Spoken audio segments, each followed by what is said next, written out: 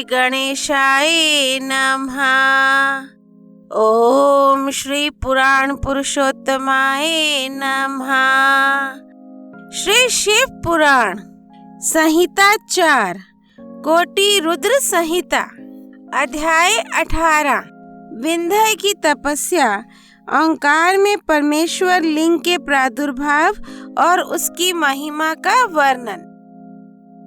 ऋषियों ने कहा, महाभाग सूत जी, आपने अपने भक्त की रक्षा करने वाले महाकाल नामक शिवलिंग की बड़ी अद्भुत कथा सुनाई है।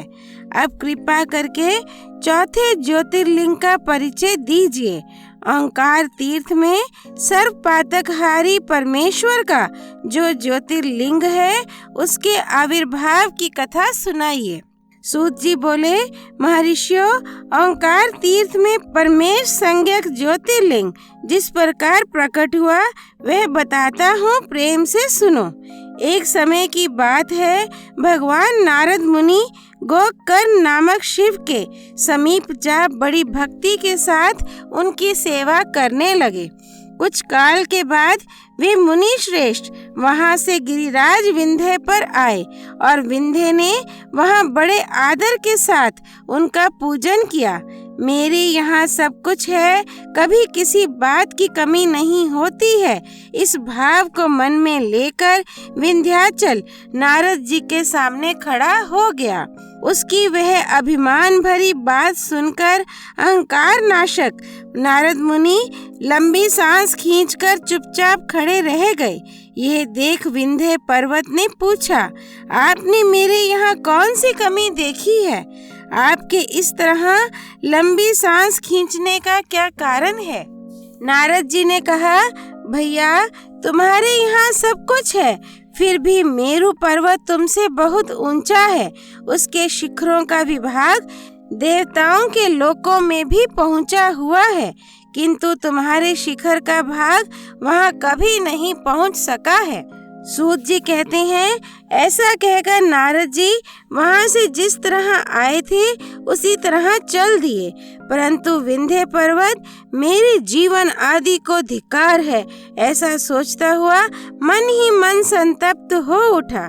अच्छा, अब मैं विश्वनाथ भगवान शंभु की आराधना पूर्वक तपस्या करूंगा, ऐसा हार्दिक निश्चय करके वह भगवान शंकर की शरण में गया।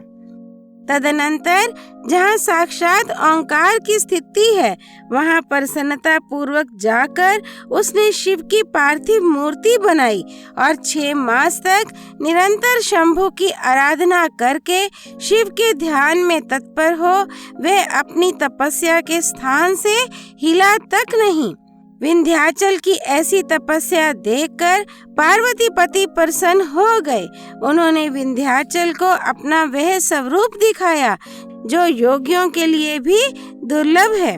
वे प्रसन्न हो उस समय उससे बोले, विंध्य, तुम मनोवांछित वर मांगो, मैं भक्तों को अभिष्ट वर देने वाला हूँ और तुम्हारी तपस्या से प्रसन्न हूँ। विंध्य बोला, देवेश्वर शंभो, आप सदा ही भक्त वत्सल हैं। यदि आप मुझ पर प्रसन्न हैं तो मुझे वह अभिष्ट बुद्धि प्रदान कीजिए जो अपने कार्य को सिद्ध करने वाली हो।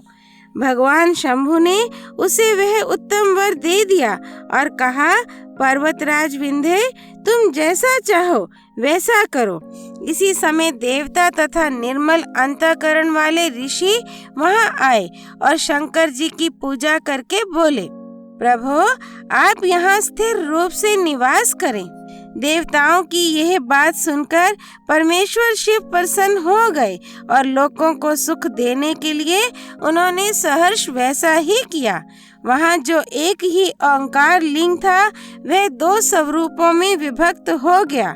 प्रणव में जो सदा शिव थे वे ओंकार नाम से विख्यात हुए और पार्थिव मूर्ति में जो शिव ज्योति प्रतिष्ठित हुई उसकी परमेश्वर संज्ञा हुई। परमेश्वर को ही अमलेश्वर भी कहते हैं। इस प्रकार ओंकार और परमेश्वर ये दोनों शिवलिंग भक्तों को अभिष्ट फल प्रदान करने वाले हैं।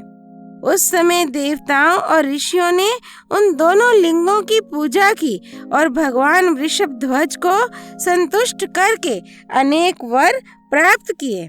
तत्पश्चात देवता अपने अपने स्थान को गए और विंध्याचल भी अधिक प्रसन्नता का अनुभव करने लगा। उसने अपने अभिष्ट कार्य को सिद्ध किया और मानसिक परिताप को त्याग दिया। जो पुरुष इस प्रकार भगवान शंकर का पूजन करता है वह माता के गर्भ में फिर नहीं आता और अपने अभिष्ट फल को प्राप्त कर लेता है, इसमें संशय नहीं। सूत जी कहते हैं, महर्षियों, ओंकार में जो ज्योतिर्लिंग प्रकट हुआ और उसकी आराधना से जो फल मिलता है वह सब यहाँ तुम्हें बता दिया। इसके बाद मैं उत्तम केदार नामक ज्योतिर्लिंग का वर्णन करूँगा। अध्याय 18 संपूर्ण। माँ पार्वती पति भगवान शंकर ज्योतिर्लिंग ओंकारेश्वर अवतार की जय। हर हर महादेव। श्री हरि अर्पणमस्तु।